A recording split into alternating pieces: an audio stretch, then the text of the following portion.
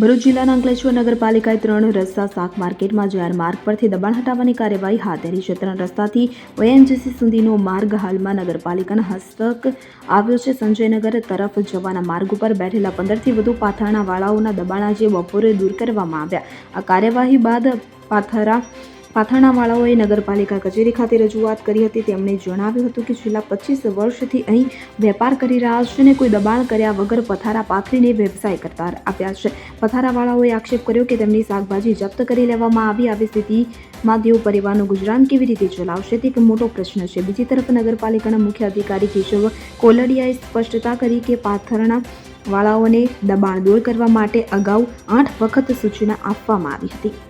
Bureau report CN24 news. હવે જુઓ દેશ દુનિયાની તમામ ખબરો તમારી આંગળીના ટેરવે. ઉઠાવો મોબાઈલ અને Google Play Store પરથી ડાઉનલોડ કરો અમારી CN24 ન્યૂઝ મોબાઈલ એપ.